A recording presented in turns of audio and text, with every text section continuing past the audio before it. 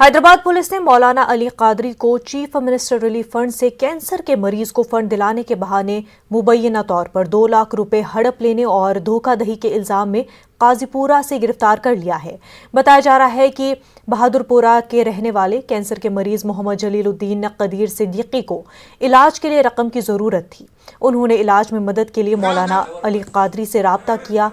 अली कादरी ने नवंबर 2020 में रकम हासिल करते हुए उनकी तिबी रिपोर्ट्स, आधार कार्ड और दीगर दस्तावेजात भी हासिल किए और सीएम रिलीफ फंड्स दिलाने का वादा किया, लेकिन फंड की इजराई के लिए कोई कार्रवाई नहीं की गई। पुलिस बंजारा हिल्स ने मौलाना अली कादरी के खिलाफ 0 FIR दर्ज करके केस को चारमीनार पुलिस स्टेशन मुंतकिल किया। चारमीनार पुलिस ने काजीपुरा से अली कादरी को गिरफ्तार कर लिया। अली कादरी पर धोखाधड़ी के कई मामले सामने आ रहे हैं। अली कादरी के खिलाफ हुसैनी अलम पुलिस स्टेशन में धोखाधड़ी का एक और मुकदमा दर्ज कर लिया गया है।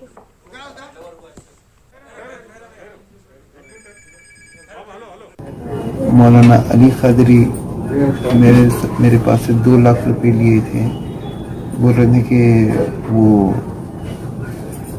चीफ मिनिस्टर फंड से पैसे दिलाएंगे बल्कि वो अभी तक, फिर उसके बाद में वो तो दिलाए नहीं, तो मैं बोला कि मेरे पैसे वापस करिए। अभी तक पैसे वापस नहीं करे। 24 नवंबर को लिए थे। 24 नवंबर को बड़े साहब आजम हॉस्पिटल के पीछे वहाँ पर दौरे पे आए थे, तो मैं बड़े साहब के साथ में बात करूँगा वो के गया था, तो उन्होंने बोला कि मैं आपको कराया देता हूँ। ये कोई चीफ मिनिस्टर सेक्रेटरी संतोष है, इसे इमीडिएट कराया था, 4 दिन के अंदर दिलाऊंगा आपको पैसे बोले, और इतने 4.5 लाख रुपए दे रहे थे। मैं तो 2 लाख रुपए दिया था, अभी तक है ना वो 2 लाख रुपए मेरे वापस नहीं किए। और मेरा भी कीमोथेरेपी चल रहा है, मेरे को 12 कीमोथेरेपी करना आ रहा है। एक कीमोथेरेपी 4 दिन का होता है, तो इसका लगभग 4.5 लाख रुपए के करीब, 5 लाख रुपए के करीब होता है। अभी तक तो 2 सेशन हो चुके, अभी तीसरा सेशन चल रहा है। तेलंगाना में 6वीं ता 8वीं जमातों की क्लासेस का आज से कोविड कवायद के मुताबिक आगाज हो गया है। स्कूल से आने वाले तुलबा ने अपने साथ अपने वालिदैन से इजाजतनामा लाया, जिसके बाद ही उनको क्लासेस में कोविड प्रोटोकॉल के मुताबिक शिरकत की इजाजत दी गई। सरकारी और प्राइवेट स्कूल्स को जरासीम से पाक बनाने के इक़दाम किए गए। तमाम तुलबा के लिए मास्क पहनने को लाजमी बनाया गया। साथ ही क्लासेस में समाजी फासले को यकीनी बनाया गया है। ऐसे तुलबा जिन्होंने शख्सी तौर पर क्लासरूम में तालीम हासिल करने से माजूरी का इजहार किया था, उनके लिए ऑनलाइन क्लासेस का अमल जारी है। क्लासरूम्स में तुलबा की महदूद तादाद को इजाज़त दी गई है। रियासत भर के मुख्तलिफ अक़साम के स्कूलों में लाखों तुलबा ने इन क्लासेस से इस्तेफादा किया। तुलबा की सलामती को यकीनी बनाने के लिए मुनासिब इक़दाम किए गए थे। महीने के बाद, लॉकडाउन के बाद शुरू हुए हैं, तो यहाँ पे ख़ास कर ओल्ड सिटी के जो स्टूडेंट है, इनके ड्रॉप आउट होने के चांसेस काफ़ी ज़्यादा है। तो लॉकडाउन के पीरियड की वजह से काफ़ी ये लोग मुतासिर हुए हैं, तो इनके पास जो फ़ीस का बर्डन है वो शायद बेयर करने की अभी फ़िलवक्त गुंजाइश ना हो, तो ड्रॉप आउट होने के चांसेस है। तो इस वजह से हम private institution joint action committee के ज़रिए तेलंगाना गवर्नमेंट से गुजारिश करते हैं कि ऐसे बच्चों का एक डेटा बनाया जाए, इनका सर्वे कराया जाए, और ये बच्चे चाइल्ड इन्फो में ऑलरेडी आपके पास है, तो इनको स्कॉलरशिप की सूरत में या स्मॉल बेनिफिट के सूरत में, शक्ल में इनको अगर आप सपोर्ट करेंगे तो ये ड्रॉप आउट जो रेशियो है वो कम होने के चांसेस है। एग्ज़ाम्स तो मई में डिक्लेयर कर चुके हैं। हम गवर्नमेंट से ये गुजारिश करते हैं कि ये जो एग्ज़ाम प्री प्राइमरी के सेक्शंस के हैं, 6 to 8 के या 9th क्लास तक के, इनको अगर जून में रखा जाए तो ये बहुत बेहतर है। साथ ही साथ मैं न्यूज़ 18 के ज़रिए तेलंगाना गवर्नमेंट से ये गुजारिश करता हूँ कि एसएससी एग्ज़ामिनेशन की फ़ीस की डेट 25 फरवरी लास्ट रखी गई है। डायरेक्टर ऑफ एग्ज़ामिनेशन से और Sabita Inder Reddy madam education minister से कि ये फ़ीस की डेट को भी एक्सटेंड किया जाए कुछ दिनों के लिए, ताकि और फाइनेंशियल बर्डन पेरेंट्स पे ना पड़े। हैदराबाद स्कूल्स पेरेंट्स एसोसिएशन ने तेलंगाना में 6वीं ता 8वीं जमात में दर्स व तदरीस शुरू होने पर कहा है कि हुकूमत का अचानक स्कूल में तालीमी सिलसिला जारी करना तुलबा के हक में नहीं है। उन्होंने इल्ज़ाम लगाया कि हुकूमत MLC इलेक्शन के पेश नज़र प्राइवेट स्कूल्स इंतजामिया के दबाव में काम कर रही है।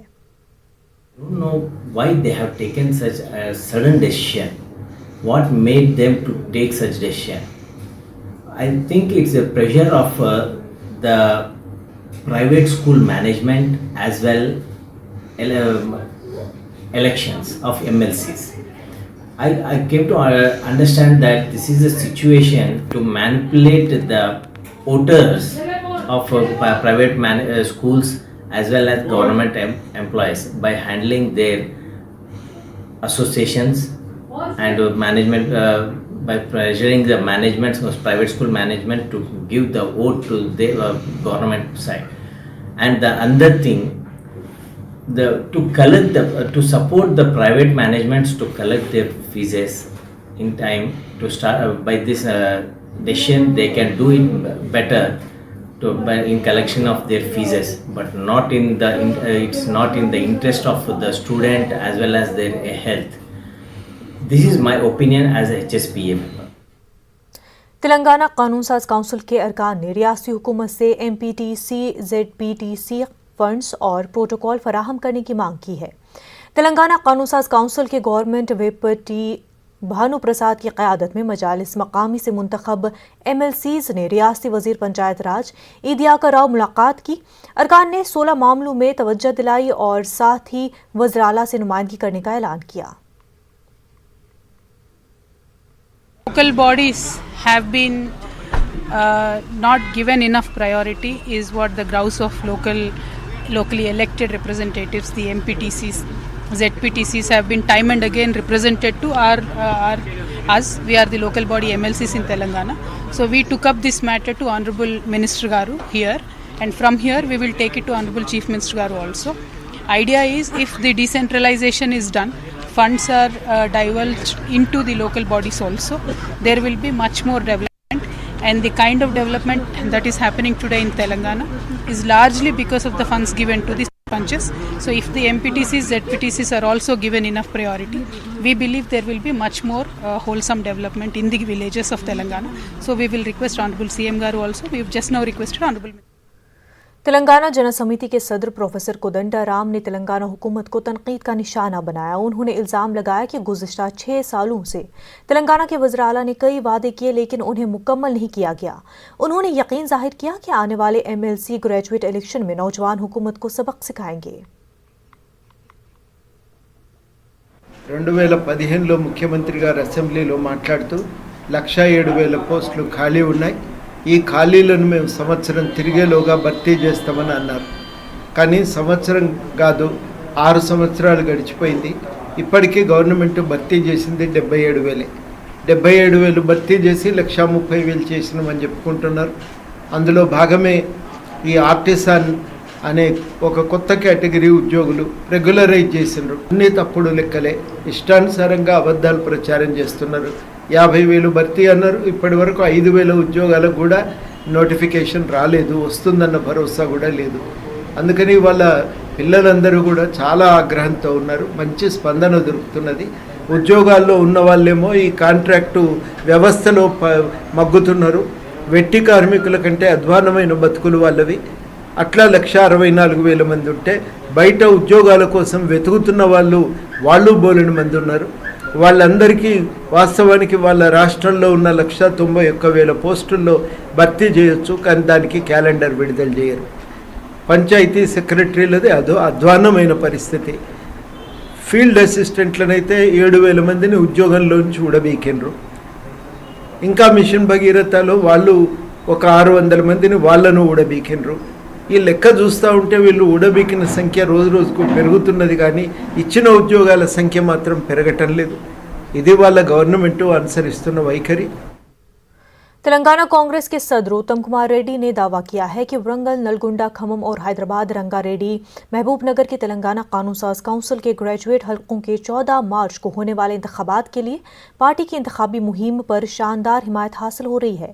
उन्होंने कहा कि कांग्रेस उम्मीदवार रामलू नायक और जी चिन्ना रेड्डी को 6 अजला में तंजीमी सतह से हिमायत हासिल हो रही है।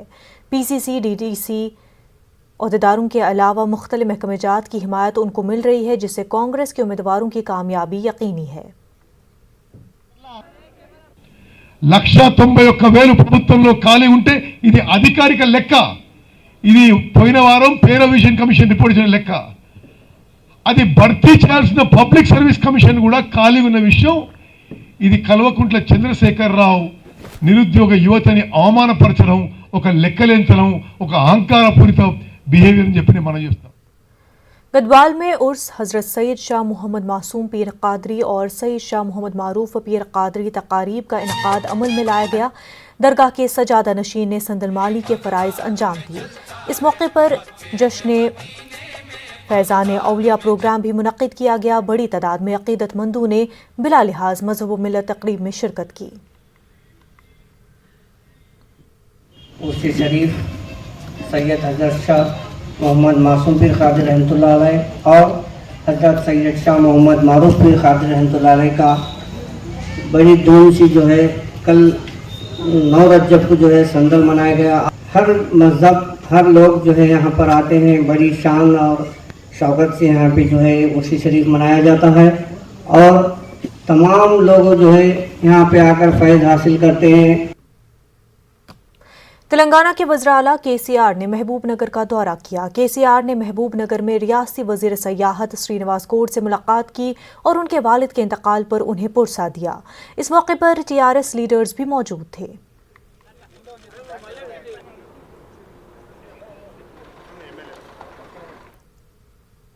महकमे इनकम टैक्स के हुकाम ने हैदराबाद में सुबह 8 बजे MSN फार्मा के ठिकानों पर छापामारी की। हुकाम ने बैक वक्त 10 से ज़ायद मकामात पर तलाशी कार्रवाई चलाई। राजस्थान से इनकम टैक्स ओहदेदार भी रेड के लिए हैदराबाद आए हैं। हैदराबाद के इलाके सनत नगर इलाके में कंपनी के हेड ऑफिस से अकाउंट्स और लैपटॉप और दीगर दस्तावेजात को जब्त कर लिया गया है। ये कार्रवाई इनकम टैक्स चोरी की शिकायत के बाद की गई है।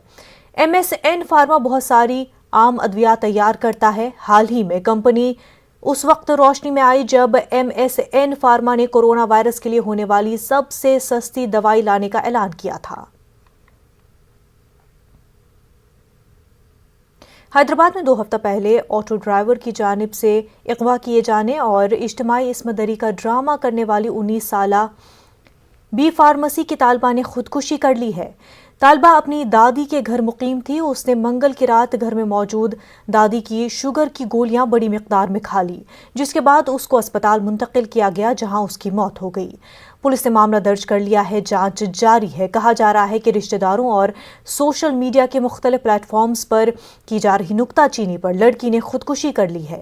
वाज़ेह है कि रवा माह की 10 तारीख को कटकेसर इलाके में बी फार्मेसी सालदोम की तालिबा ने अपनी मां की डांट से बचने के लिए उसका अगवा और इस्मदरी होने का ड्रामा करते हुए पुलिस और मीडिया को गुमराह किया था।